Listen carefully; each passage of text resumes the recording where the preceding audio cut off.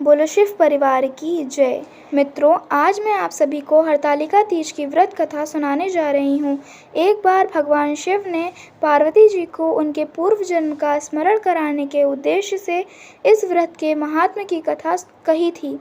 भोले शंकर बोले, हे गौरी, पर्वतराज हिमालय पर स्थित गंगा के तट पर तुमने अपनी बाल अवस्था में 12 वर्षों तक अधोमुखी होकर घोर तप किया था। इतना समय तुमने अन्न न खाकर, पेड़ों के सूखे पत्ते खाकर व्यतीत किया था।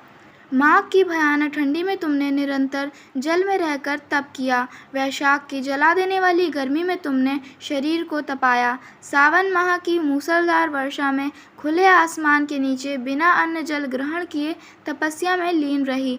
तुम्हारे पिता तुम्हारी कष्ट साध्य तपस्या को देखकर बड़े दुखी हुए। तब एक दिन तुम्हारी तपस्या तथा पिता के दुख को देखकर नारद जी तुम्हारे घर पधारे। तुम्हारे पिता ने दिल से उनका अतिथि सत्कार करके उनके आने का कारण पूछा। नारद जी ने कहा, गिरिराज, मैं भगवान विष्णु के भेजने पर यहाँ उपस्थित हुआ हूँ। आपकी कन्या ने बड़ा कठोर तप किया है। इससे प्रसन्न होकर वे आपकी सुपुत्री से विवाह करना चाहते हैं। इस संदर्भ में आपकी क्या राय है, जानना चाहता हूँ। नारद जी की बात सुनकर गिरिराज गदगद हो उठे। उनके तो जैसे सारे दुख ही दूर हो गए। प्रसन्नचित होकर वह बोले, श्रीमान, यदि स्वयं विष्णु मेरी कन्या का वरण करना चाहते हैं तो भला मुझे क्या आपत्ति हो सकती है। वे तो साक्षात ब्रह्म हैं। हे महर्षि, यह तो हर पिता की इच्छा होती है कि उसकी पुत्री सुख संपदा से युक्त पति के घर की लक्ष्मी बने। पिता की सार्थकता इसी में है कि पति के घर जाकर उसकी पुत्री पिता के घर से अधिक सुखी रहे। तुम्हारे पिता की सुकृति पाकर नारद जी विष्णु के पास गए और उन्हें तुम्हारे विवाह के निश्चित होने का समाचार सुनाया। मगर इस विवाह के संबंध की बात जब तुम्हारे कान में पड़ी तो तुम्हारे दुख का ठिकाना न रहा। तुम्हारी एक सखी ने तुम्हारी इस मानसिक दशा को समझ लिया और उसने तुमसे उस दुख का कारण जानना चाहा। तब तुमने बताया, मैंने सच्चे हृदय से भगवान शिव शंकर का वरण किया है, किंतु मेरे पिता ने मेरा विवाह विष्णु जी से निश्चित कर दिया। मैं विचित्र धर्म संकट में हूँ, अब क्या करूँ। प्राण छोड़ देने के अतिरिक्त अब कोई उपाय शेष नहीं बचा है।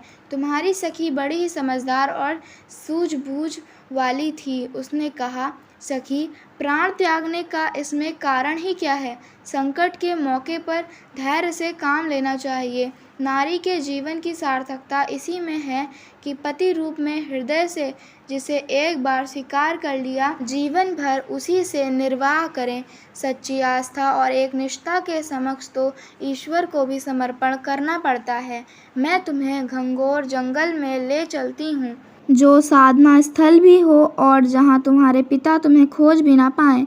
वहाँ तुम साधना में लीन हो जाना। मुझे विश्वास है कि भोलेनाथ अवश्य ही तुम्हारी सहायता करेंगे। तुमने ऐसा ही किया। तुम्हारे पिता तुम्हें घर में ना पाकर बड़े दुखी तथा चिंतित हुए। वे सोचने लगे कि तुम जाने कहाँ चली गई। मैं विष्णु जी से उसका विवाह कराने का प्रण कर चुका हूँ। यदि भगवान विष्णु बारात लेकर आ गए और कन्या घर पर ना हुई तो बड़ा अपमान होगा। मैं तो कहीं मुंह दिखाने के योग्य भी नहीं रहूँगा। यही सब सोचकर गिरिराज ने जोर शोर से तुम्हारी खोज शुरू करवा दी। इधर तुम्हारी खोज होती रही और उधर तुम अपनी सखी के साथ नदी के तट पर गुफा में मेरी आराधना में लीन रही। भाद्रपद शुक्ल तृतीया को हस्त नक्षत्र था। उस दिन तुमने रेत के शिवलिंग का निर्माण करके व्रत किया। रात भर मेरी स्तुति के गीत गाकर जागी। तुम्हारी इस कष्ट साध्य तपस्या के प्रभाव से मेरा आसन डोलने लगा। मेरी समाधि टूट गई। मैं तुरंत तुम्हारे समक्ष जा पहुंचा और तुम्हारी तपस्या से प्रसन्न होकर तुमसे वर मांगने के लिए कहा। तब अपनी तपस्या के फलस्वरूप मुझे अपने समक्ष पाकर तुमने कहा, मैं हृदय से आपको पति के रूप में वरण कर चुकी हूँ। यदि आप सचमुच मेरी तपस्या से प्रसन्न होकर आप यहाँ पधारे हैं तो मुझे अपनी अर्धांगिनी के रूप में स्वीकार कर लीजिए। तब मैं तथास्तु कहकर कैलाश पर्वत पर लौट आया। प्रातःकाल होते ही तुमने पूजा की समस्त सामग्री को नदी में प्रवाहित करके अपनी सहेली सहित व्रत का पारण किया। उसी समय अपने मित्र, बंधु व दरबारियों सहित गिरिराज तुम्हें खोजते खोजते वहां आ पहुँचे और तुम्हारी इस कष्ट साध्य तपस्या का कारण तथा उद्देश्य पूछा।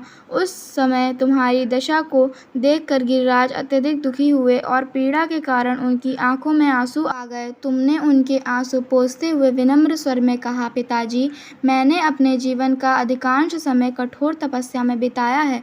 मेरी इस तपस्या के उद्देश्य केवल यही था कि मैं महादेव को पति रूप में पाना चाहती थी। आज मैं अपनी तपस्या की कसौटी पर खरी उतरी हूँ। आप क्योंकि विष्णु जी से मेरा विवाह कराने का निर्णय ले चुके थे, इसलिए मैं अपने आराध्य की खोज में घर छोड़कर चली आई।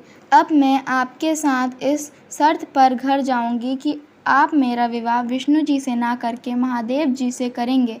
गिरिराज मान गए और तुम्हें घर ले गए। कुछ समय के पश्चात उन्होंने विधि विधान पूर्वक हम दोनों को विवाह सूत्र में बांध दिया। हे पार्वती, भाद्र पक्ष की शुक्ल तृतीया को तुमने मेरी आराधना करके जो व्रत किया था, उसी के फलस्वरूप मेरा तुमसे विवाह हो सका।